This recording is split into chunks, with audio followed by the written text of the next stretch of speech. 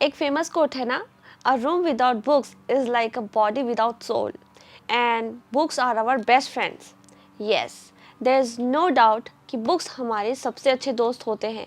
हमसे कभी भी कुछ भी नहीं लेते हैं, बल्कि सिर्फ हमें देना जानते हैं।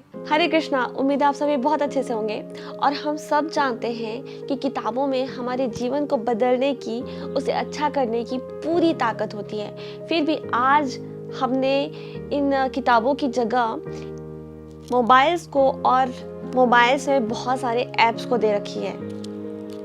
और अगर आज के लोग बुक्स पढ़ भी लेते हैं ना, तो उन्हें चाहिए कि मॉडर्न साइंस हो, फिक्शनल बुक्स हो, नॉवेल्स हो और some kind of philosophy books हो, जिसमें एंटरटेनमेंट तो होना ही चाहिए। स्पेशली वेस्ट कल्चर में तो नॉवेल्स बहुत ज़्यादा चलते हैं। और जब हम अब भारत को देखते हैं तो भारत में ना तो अब गिने चुने लोग ही बचे हुए हैं जो बुक्स पढ़ते हैं, जो बुक्स पढ़ना चाहते हैं। और अगर हम अपने पुराने भारत को देखें तो हम देखते हैं कि उस टाइम पे लोग हमारे शास्त्रों का, वेदों का, ग्रंथों का अध्ययन किया करते थे और उसका अध्ययन करते थे, उसमें जो लिखी हुई बातों को अपने जीवन में उतारते थे, उसे फॉलो करते थे। और हम देखते हैं कि उनका जीवन कितना सरल होता था, उनकी फिलॉसफी कितनी हाई होती थी, उनकी सोच, उनका रहन सहन का तरीका बहुत ही ज़्यादा हाई होता था। और अगर आपको लगता है ना कि ये वेद, शास्त्र, पुराण, ये ग्रंथ, ये सब पढ़ के हमको क्या मिल जाएगा, हम अपने करियर में तो कुछ नहीं बन पाएंगे, करियर में तो कुछ नहीं कर पाएंगे।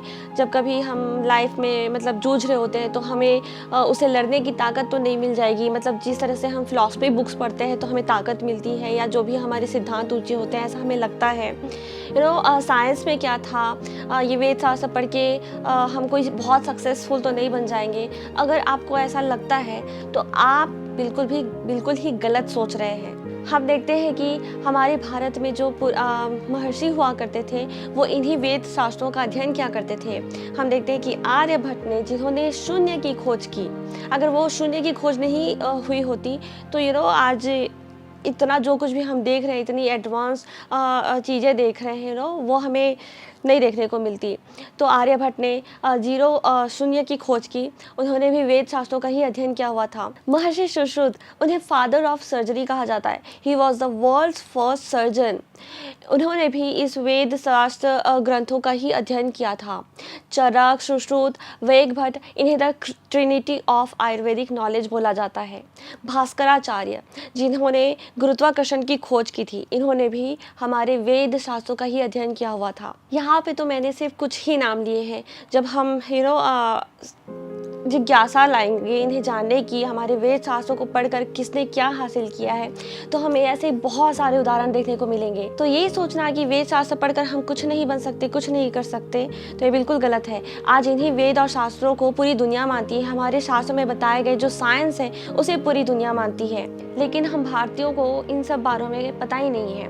हम जानते ही नहीं हैं इन सब सक्सेसफुल महर्षियों के बारे में। अगर हमने अपने इन शास्त्रों को, वेदों को सीरियसली लिया होता और इनका अध्ययन किया होता, तो आज ये दुनिया जो आर्टिफिशियल इंटेलिजेंस पे चल रही है, वो एक्चुअली रियल इंटेलिजेंस पे चल रही होती। और ये वेद और शास्त्र हमें सफलता दिलाते ही हैं, साथ ही जो हम अपनी लाइफ में, अपने स्टडीज़ में, अपने करियर में जो भी स्ट्रगल, एंजाइटी, स्ट्रेस से जूझ रहे होते हैं ना, उनसे ये लड़ना भी सिखाते हैं। जैसे हम भगवद गीता से ही देखते हैं कि अर्जुन, जो कि एक बहुत ही अच्छे योद्धा थे, महान योद्धा थे, जो गुरु द्रोण के प्रिय शिष्य थे, जो कहीं पे भी देख के निशाना लगा सकते थे, जिनका मन इतना एकाग्र था, वो भी जब युद्ध क्षेत्र में इसी स्ट्रेस, एंजाइटी से गुजर रहे थे, तब उन्होंने श्री कृष्ण भगवान की शरण ली।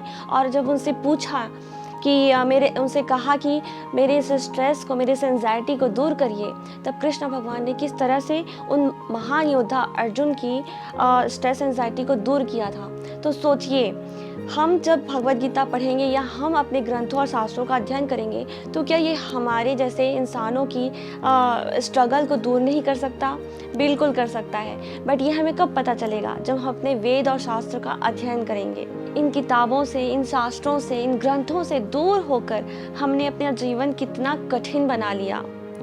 सिर्फ इसलिए क्योंकि हमने इनका अध्ययन अच्छे से नहीं किया, सिर्फ इसलिए क्योंकि हमने अपने कल्चर का अध्ययन अच्छे से नहीं किया। हम देखते हैं कि लोगों के पास बहुत ज़्यादा टाइम होता है मोबाइल में स्क्रॉल करने के लिए। हम देखते हैं कि लोग बहुत सारी इधर उधर की बुक्स पढ़ लेते हैं, उनके पास बहुत टाइम है दुनिया भर के फिक्शनल नॉवेल्स और किसी भी तरह की इधर उधर की बुक्स पढ़ने के लिए उनके पास बहुत टाइम होता है। लोगों के पास टीवी देखने के लिए बहुत टाइम होता है। काश हम अपना थोड़ा सा समय इन ग्रंथों को, इन शास्त्रों को पढ़ने के लिए निकालें तो हमारा जीवन बहुत सुंदर और सरल हो जाएगा। और सिर्फ हमारा ही नहीं, हम इस में जो लिखे हुए ज्ञान है, जो बताए गए ज्ञान है, उसको जब हम दूसरों को बांटेंगे तो उनका भी जीवन हम अच्छा कर सकते हैं। बट बहुत दुख की बात है कि आज के लोग ऐसा करना ही नहीं चाहते, अपने जीवन को सरल बनाना ही नहीं चाहते, अध्ययन करना ही नहीं चाहते। और अध्ययन करने का मतलब होता है अध्ययन करना, ना कि उसे सिर्फ पढ़ लेना। जब हमें कोई कुछ बुक देता है, किताबें देता है, जब हमें कोई रिकमेंड करता है शास्त्रों ग्रंथों को पढ़ने के लिए, तो हमें उसे सिर्फ पढ़ नहीं लेना चाहिए, हमें उसका अध्ययन अच्छे से करना चाहिए। पढ़ना मीन्स एक बार पढ़ के उसे भूल जाना या टाल देना, फिर हाँ मतलब पढ़ने के बाद उसे अपने जीवन में नहीं उतारना। नहीं, उसका अध्ययन करेंगे ना, जब हम उसे टाइम देंगे, अपने ग्रंथों और शास्त्रों को पढ़ने के लिए जब हम टाइम देंगे, उसमें टाइम लगाएंगे, तो वो होता है असली अध्ययन। और उसी से ही हमारी लाइफ में हम कुछ वैल्यू ऐड कर पाएंगे, उन शास्त्रों में लिखी हुई बातों को हम अपने जीवन में उतार पाएंगे, उसे फॉलो कर पाएंगे, और तभी हम अपना जीवन सरल कर पाएंगे। तो उम्मीद है कि आज आपको समझ में आया होगा कि अध्ययन हमारे शास्त्रों का, वेदों का, ग्रंथों का कितना ज़्यादा ज़रूरी है हमारे लिए। तो उम्मीद है कि आपको आज का वीडियो अच्छा लगा होगा तो लाइक कर दीजिएगा, कमेंट कर दीजिएगा, और अगर चैनल को सब्सक्राइब नहीं किया है तो प्लीज़ सब्सक्राइब भी कर दीजिएगा। और मिलेंगे जल्द ही नए वीडियो में, तब तक के लिए हरे कृष्णा।